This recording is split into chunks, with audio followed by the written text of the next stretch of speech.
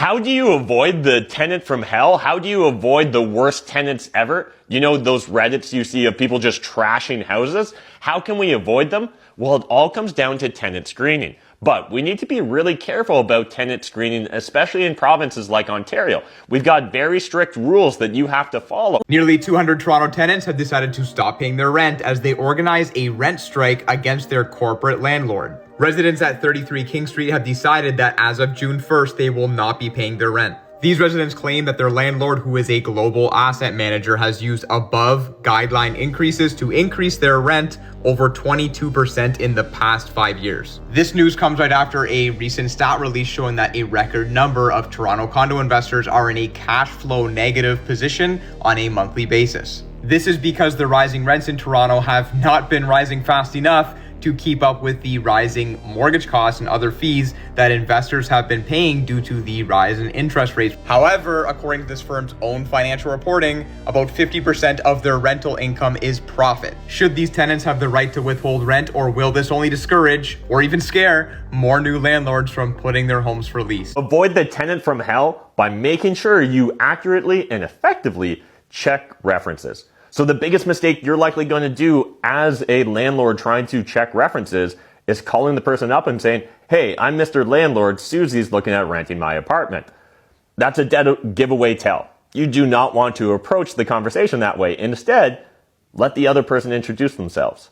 Try and get context first from them before you give them context for the conversation, because a lot of terrible tenants, a lot of tenants from hell will give out a phone number of a friend, a relative, or someone else that will speak well of them as a reference instead of giving out the actual landlord that probably hates their guy. Ontario landlords cannot evict tenants. Repeat after me. Ontario landlords cannot evict tenants. I'm gonna move in. Doesn't matter. But they're not paying rent. Doesn't matter. But it's over 50 grand. Doesn't matter. I sold the home and the new owners are moving in. Doesn't matter. Lease is expired. I'm not renewing. Doesn't matter. Only the Ontario Landlord and Tenant Board can evict. The only thing a landlord can do, whether it's a new owner or old owner, doesn't matter, is give a notice of a hearing. All tenants are entitled to a hearing. When's that going to be? Who knows? 6 months, 8 months, 10 months? I'm going to shut off your utilities and remove the doors. Illegal. The cops will put them back in and then you'll be fined and charged. All you can do is file for a hearing. Once the hearing comes, whenever that is, you'll see an adjudicator who will make a decision. They will decide if the tenant is evicted. Even if they decide the tenant should be evicted, you still have to wait for the Ontario Landlord Tenant Board to issue the order, which could be another 3, 4, or 5 months. Invest in landlord-friendly locations. So this video just shows you why it's important to know who's renting your property. Had to go help a mutual friend clean up after evicting his addicted tenants. And this footage is all 12 hours after the initial clean. And as you can see, there's still a lot more to be done here.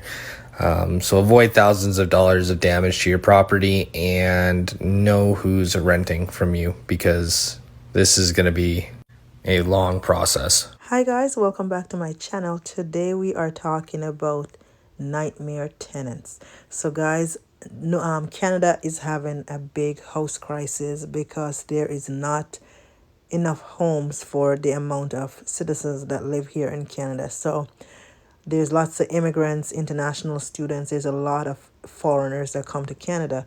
And for some reason, the government continues to take in the immigrants. So instead of putting a freeze on immigrant, they put more pressure on people with multiple property to rent their properties. They do not want you to rent it, say, for instance, to Airbnb or anything like that, because they consider Airbnb as a bad reason for the house crisis, that it's not helping. But anyway, guys, this is my family's income property, and this was when we rented to a tenant for 4 years, and when we rented to her, it was in great condition. And we rented to her as a couple. Her partner had a great job and then everything like that. And then they had a breakup, and then she lived there another year without the partner. But anyway, guys, so she eventually turned the house into a boarding house kind of thing. So even like no pets allowed, she had dogs there, she got cats there. She would bring in anyone, and then she still wasn't paying the rent. On top of that, they were doing a ton of damages. So she has busted door, busted windows. She did so much damage to the house. It took me and my husband over 6 months to get the house back up and running. And even now that we have it running, so for instance, this door here is completely busted, the glass is busted, and this is a very expensive door because it's a complete set. So it's like 3 glasses, there's 2 on each side, 1 up the top, and then another door in the middle. So it's a complete unit, so you can't just replace the 1 glass that's there in that door. So as I said, guys, when you have tenant in your house, it's a nightmare to get them out because Canadians are very hard because the rent board is always on the tenant's side. So this is how they spray paint the entire room. And guys, it was like a metallic spray paint that they use. And I'm telling you, this, we put about 4 coats of paint on it, plus a primer that was like recommended for this kind of paint. And I still can see little glimpse through it if I look properly because I know they're there.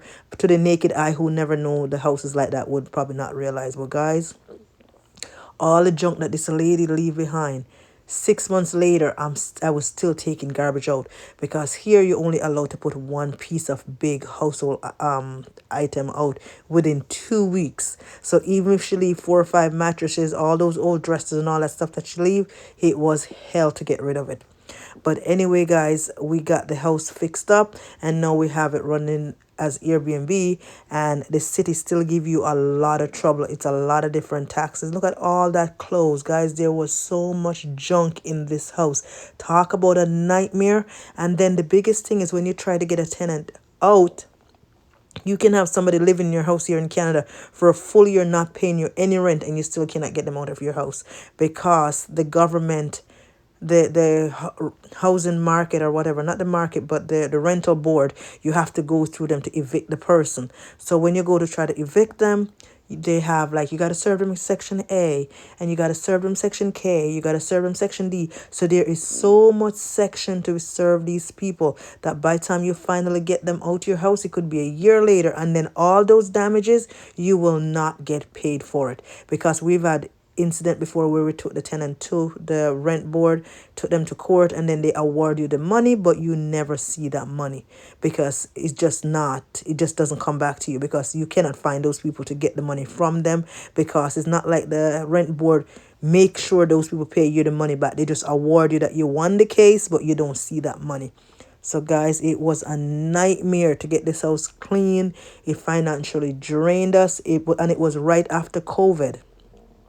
So guys, one of the biggest reasons why they were able to stay in there for so long, every time I would go to knock a server, lead server something in order to get her out the house, she'd always said, oh, we have COVID, or she wouldn't come to the door. It was a nightmare. Just imagine walking into your house and it was like this. And as you can see, that door, as I told you, it's a very expensive door to replace because you can see that glass up the top, glass on both sides, and then the center door. So it's a whole unit. This room here looks beautiful now. You should have seen it when I first walked in. And I'm also going to insert a clip in a minute to show you what the house actually look like here now. But guys, God is so good. I didn't know how I was going to come back from this. But God is amazing. That's why it's so important to know the reason why you start what you're doing. Because if it wasn't having my kids in mind, I probably would have gave up at this point because it was so overwhelming and I didn't know where to start. A lot of the work that needed to be done, my husband and myself didn't know how to do it. So it was just it was a very hard time. So because of that, I did take a long break from YouTube because I just emotionally was very just spent. So guys, thank you so much. Don't forget to subscribe to the channel and let's continue watching. Landlords struggle to evict tenants who turn Toronto homes into rooming houses and they owe rent. This is a story about Marissa and Oksana. They both own properties on the same Toronto street, but they didn't know each other until they discovered a troubling connection. According to allegations with the Ontario Landlord and Tenant Board, these landlords had tenants, and the tenants built bedrooms within the homes without the knowledge of the landlords, and they went on to rent it out to other occupants, and they still owe rent to the landlords. The two landlords have stated that their tenants now owe them nearly $120,000 in unpaid rent and utilities, property damage, and legal costs. What would you do if you were the landlord in this case? Let me know in the comments. Breaking news as Canada could be getting a Renter's Bill of Rights. Check this out. The federal government has just announced a Renter's Bill of Rights in their upcoming budget, which proposes numerous changes for renters as Trudeau says the economy just doesn't feel very fair. There's basically three major changes being proposed. First one is that renters would know the unit's rental price history so that they could bargain. The second one is a $15 million tenant legal aid fund. And the last one is to make sure rent payments are reported to credit bureaus. But it makes no mention if non-payment of rent would also be reported. There's also no mention of additional protection for landlords against problem tenants, such as serial bad tenants like this guy who moves from apartment to apartment to apartment without paying rent. Overall, this announcement leaves just as many questions as answers. Is this Bill of Rights a step in the right direction for rental equality? Let me know your thoughts. Sheriff's office, hello?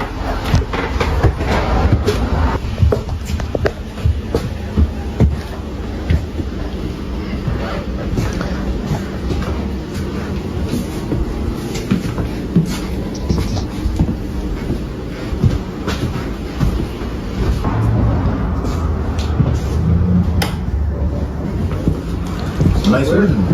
Yeah, clear.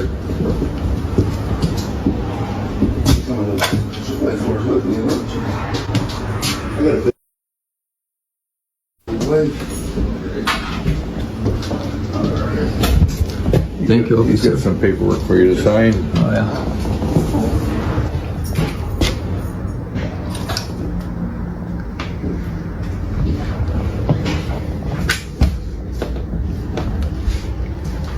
Of course, you broke the windows.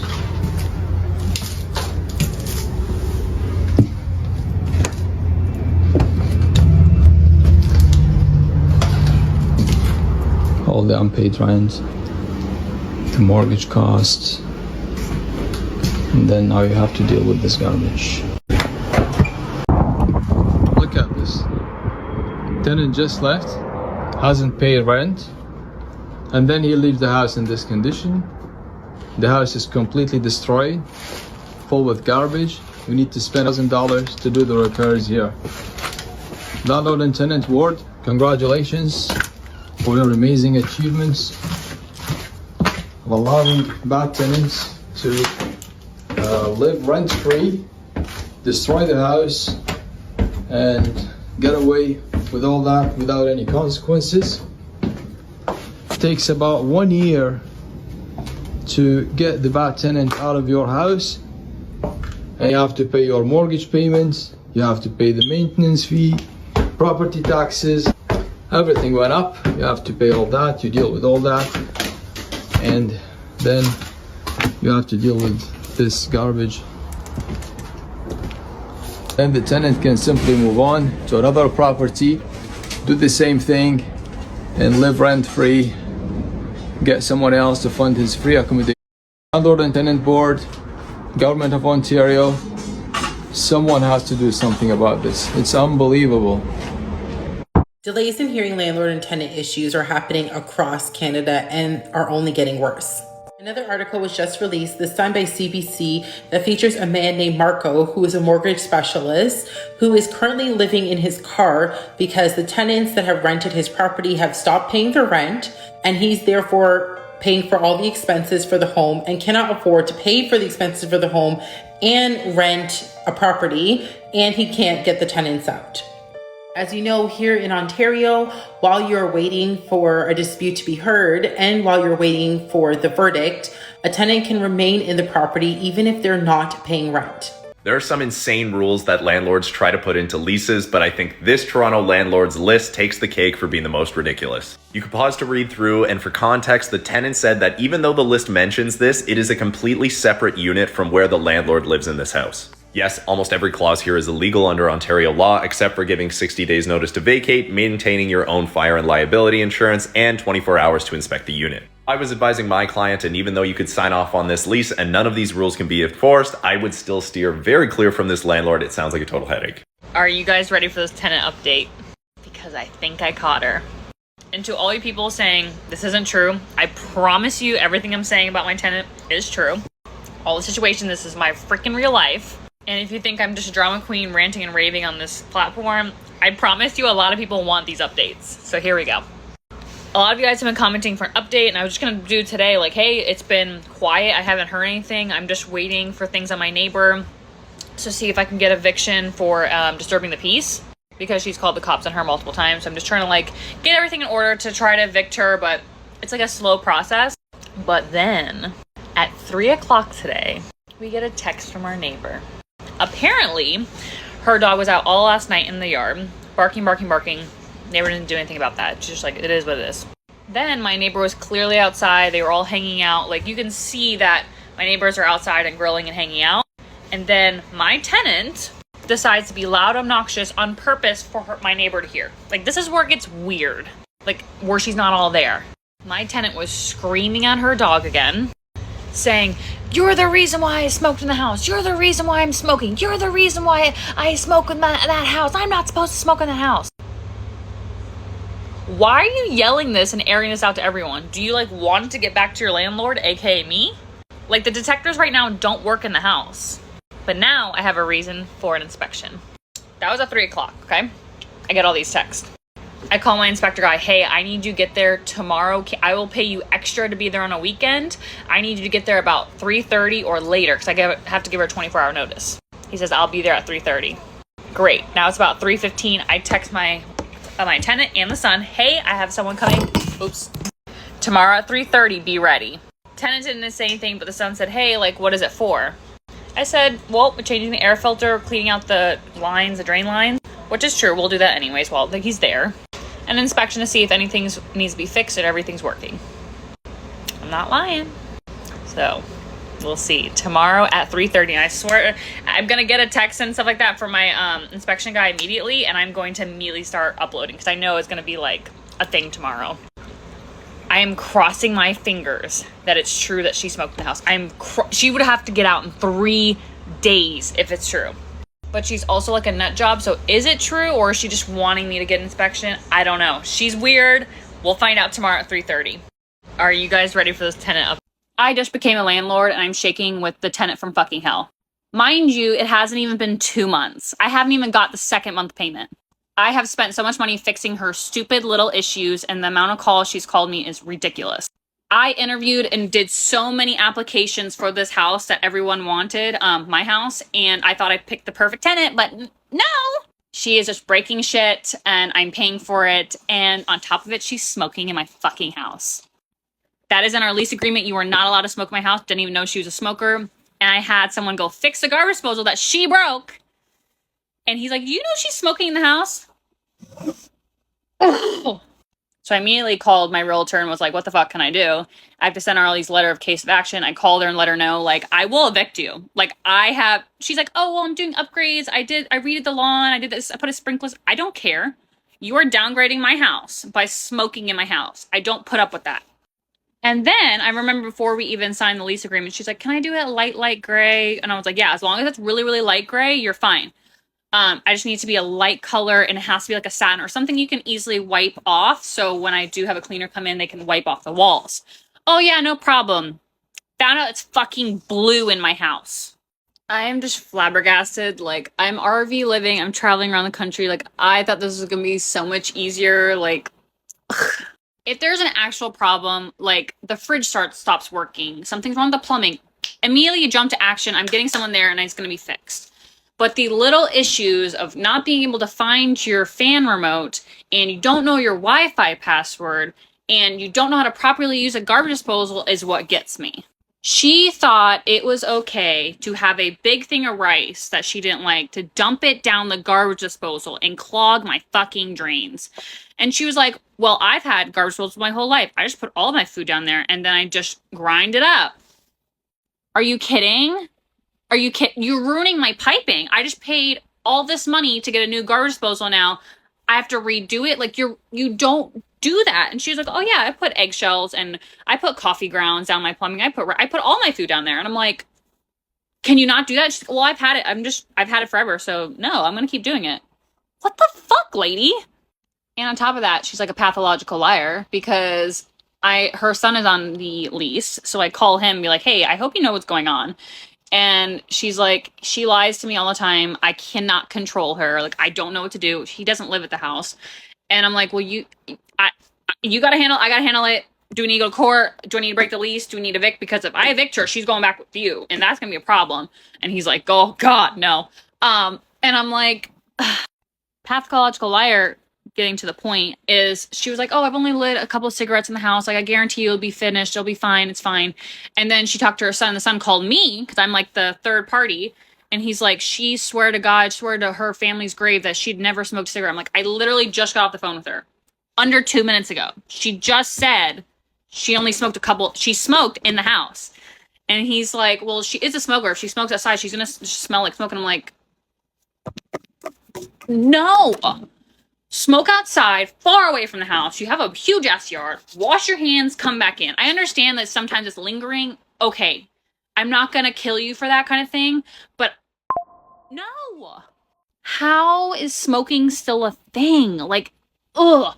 Do you know how difficult it will be to rent or sell a house when it's been smoked in? Like, no fucking way. Like, I would rather just cut it lost now, get you the fuck out of my house. You broke your lease, so I take your security deposit, which will cover me for a little bit, and I get a new tenant, which I have a fucking line of tenants. We're in South Florida. Everyone wants to live where I'm at. And I can get someone else new in that's not going to smoke in my house, but then also, like, do I have other issues to deal with? I'm back because she called me again. So I'm giving her a case of action saying, like, you need to stop smoking in the house. I have to now hire someone to come in to inspect the house because I don't live in South Florida anymore. And then if she doesn't obey by it, then I'm going to evict her. Problem is, all of my house is now blue.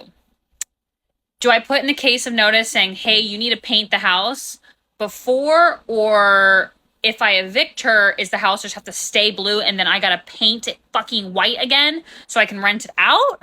Like, she just caused a clusterfuck and I have to figure out this quickly and I have to go get it notarized and then send it to her.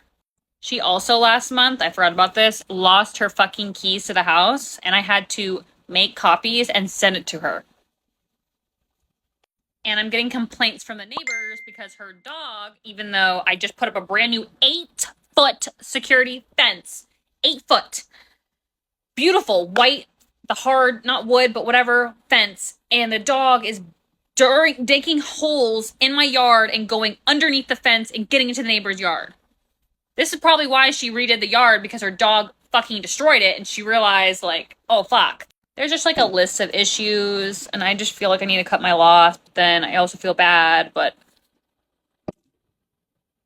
I feel like she's going to cost me more money. Like, she already ruined the piping, and I have to pay someone else to fix the piping. I already fixed the garbage disposal today. The piping as well, because it's clogged with rice. And now she did something, I can't remember the wording, but she ruined the pipes. Like, do I have to pay for that? Or, like, does she? Like, I don't know. This is, like, so new, and I'm having so many issues. Like, how is it fair that I have to pay someone to come, like, quarterly, monthly, whatever it is, to inspect, because I don't live there, to inspect and to smell to make sure you're not smoking in the house? Like, oh, I just painted the house. Like, she had it professionally painted. The whole house is fucking blue. You're smoking in the house. It's going to start peeling off. Ontario tenants are upset as the government has just announced a 2.5% rental increase for 2024. As rent and inflation skyrocket across the country, tenants are saying that the Ontario government needs to freeze any rent increases to zero for the foreseeable future. This increase actually only applies to buildings built prior to November of 2018, as on newer buildings there is actually no cap. This means that a landlord could theoretically increase the rent as much as they want if they own a unit in a new building. Conversely, a lot of landlords are actually not happy with this number as well, as 2.5% is well below the 5.9% average rate of inflation. In other words, the amount they can increase rent is not keeping up with the increases to their expenses. Landlords are finding their way around this though if they are in an older building with something called an above guideline increase. This controversial practice has been a hot topic recently and the source of numerous rent strikes. So who do you feel bad for here? Is it tenants or landlords? TikTok, let's talk about nightmare tenants and how you can try and avoid them. It really comes down to tenant selection. I know you guys saw my last TikTok and wanted us to elaborate. So here's the thing. We've got very strict rules here in Ontario, but we can be particular in how we go about vetting our tenants. You need to make sure you're on the right side of the human rights regulations for Ontario and Canada, but outside of that, we can set very specific instructions. If those tenants don't follow those instructions, that's probably a sign that they're not going to follow your rules and regulations as a landlord either. So for example, I might say, in bullet point or numbered form, do step 1, do step 2, do step 3. Step 1 might be fill out this application completely, and at the bottom, draw me a smiley face. If they don't draw that smiley face, I can tell they didn't read through thoroughly my instructions. I know a lot of landlords that will use these very specific, clear instructions as a vetting process to make sure they're getting the right tenant. So I have a tenant who hasn't paid rent since March 2023. Today is March 2024. So the question is, what does he think? For how long he can avoid paying rent? I understand he's abusing the system, the landlord and tenant board, the delay in getting a hearing date, but for how long? Do you know there are websites these days the landlord can use to report you to the credit bureau, like Front Lobby, for example? They can destroy your credit. Plus there are other websites like openroom.ca and Bad Tenants List, so you'll be very famous. Do you think anyone will rent you after that? Your name will be all over the internet. Which landlord is gonna rent you in the future? Think about this. Try to settle with your landlord. Be smart. Ontario landlords, stop lying to get your tenant out. This landlord said that they're going to move into the property, but didn't. They just sold the home. That's called a bad faith eviction. And the penalties are extremely serious. The process is very simple. The landlord doesn't need to be notified. You just file the bad faith eviction with the landlord-tenant board. Because the landlord got rid of the tenant under false pretenses, the Ontario Landlord and Tenant Board will charge the landlord the difference between what the tenant was paying and where they're paying now. So the landlord has to pay the increase in rent that the tenant had to bear because they did a bad faith eviction. The landlord may also be charged moving costs, damages, and other compensation. Landlords don't do bad faith evictions. If the tenant tells the province, they're gonna come after you hard. Good luck. Take care. It has been a tense weekend for people in a neighborhood in Hamilton, Ontario. According to police, an engaged couple, a man and a woman in their late 20s, were shot and killed by their landlord after a dispute. And then the landlord died in an exchange of gunfire with police. Let's bring you right up to date on the situation. That's where we left things off over the weekend. But there's Megan Fitzpatrick right at the scene. And Megan, I know the Special Investigations Unit is now investigating. Take us through what we know so far and what they'll be seeking to understand further. Well, there is still a police presence here on the scene this morning. Heather, a couple of police cars from the Hamilton Police Service are here. I'll just step out of the way so you can have a look at the scene yourselves and sort of the aftermath of what happened here Saturday night. You can see the front door of the home is lying on the ground. There's broken windows in the door and the surrounding area of it as well. And the garage door is completely off of the garage and lying mangled in front of the garage area. A ladder up there, some downed wires as well. So this is what the scene is looking like this morning. You can see the police car parked there. This scene unfolded just before 6 p.m. on Saturday night. That's when police and 911 started getting calls with reports of a shooting. And from what police say and witnesses are saying, the shooting did happen outside. When first responders arrived, they found the 27-year-old woman and the 28-year-old man on the ground here outside of the home. Police saying there were no signs of life. They were pronounced dead at the scene. And they say then they believe the shooter, the suspect in this, then barricaded himself inside the home. They say the shooter was the owner of the house and that the young couple rented a basement apartment in the home. Now, after several hours of a standoff, police saying there was an exchange of gunfire. The suspect was shot and killed. 57-year-old man. We don't have his name released by police nor the names of the victims. But here's a little bit of what Hamilton police are saying about those young people that were killed. These are not people that this should happen to. They're not involved in any level of criminality or lifestyle that may lead to. I'm hoping today this reaches anybody in Alberta who's ever had to deal with a tenant-landlord dispute, because I have questions for you. You can just keep scrolling if this isn't up your alley today, but I'll give you a little bit of a backstory. So I lived in the same place in Calgary for the past 3 years and had the cheapest landlord on the earth. And when I tell you cheap, I'm telling you, like, I replaced the front door handle when it fell out of the door. I replaced siding. I reseeded the whole grass. I actually helped dig out like flagstone we didn't even know was in the yard. I'm also like mega clean, even despite having the dogs and everything. Like, I am a little OCD about how my house is kept, so I'm a good tenant. He signs leases is you sign every year, and it rolls over to like a month to month if you both agree that you want to stay or you re-sign like a full new lease. Had a little bit of an incident with him last year where he had said he didn't know we had so many dogs, even though he had accepted pet deposits for every dog, like had a lease agreement rewritten including all the dogs, whatever, and tried to kick me out and said, oh, well, I haven't signed the lease, so technically you don't have anything legally binding. the literal nerve of this man. So this year lease renewal is coming up, and we had a talk. He had like come through the house. He said he wanted to like have it, that was magic. He said he wanted to like have it appraised. I like scrubbed the house, like touched up the baseboards. Like, I'm telling you, like, that house was sparkling. Cleaned all the light switches with a toothbrush, everything, right? He says he's thinking about selling. I say that's fine. I'm thinking about moving, but it won't be till the end of the summer. Do you want to just do a month to month? That works for both of us. Yep, great, cool. Pay my rent, and then 24 hours later get an email. We've actually decided not to renew your lease, so you have 30 days to move out. 30 days to move with 2 large dogs in a trash rental market is like not even enough to put my stuff on Facebook Marketplace and sell it. You know what I'm saying?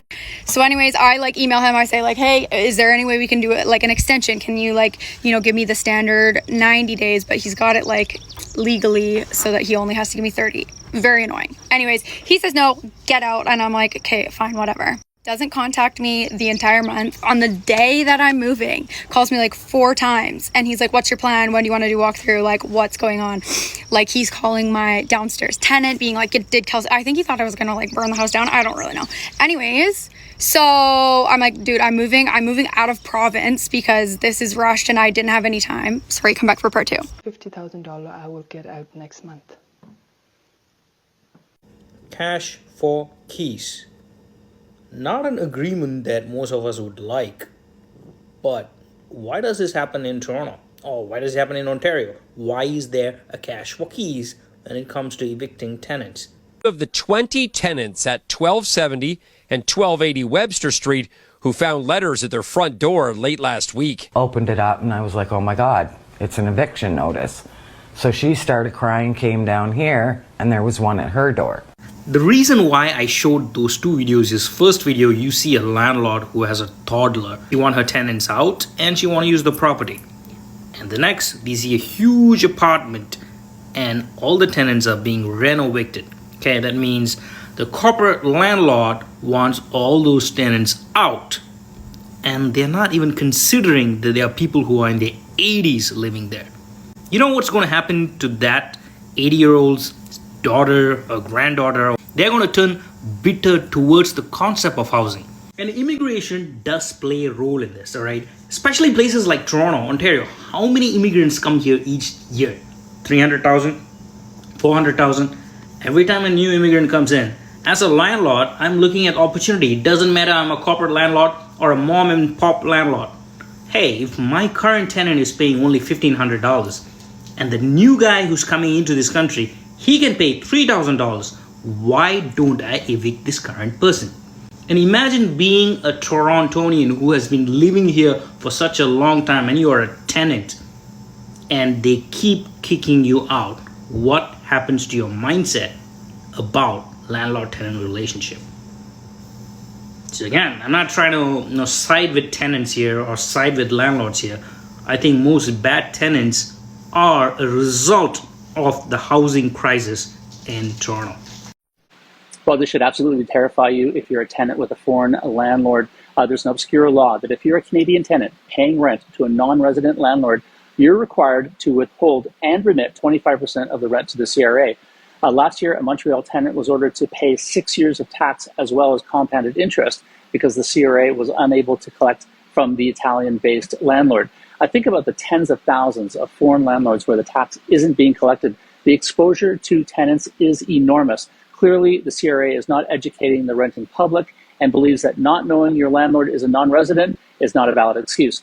The judge in the case acknowledged the harsh consequences in her decision, but still ruled against the tenant because tenants are held to the same standard as a sophisticated business and should know that non-resident owners have to pay withholding taxes on properties they sell or rent out. To protect yourself, ask the landlord for a statutory declaration attesting to their tax residency.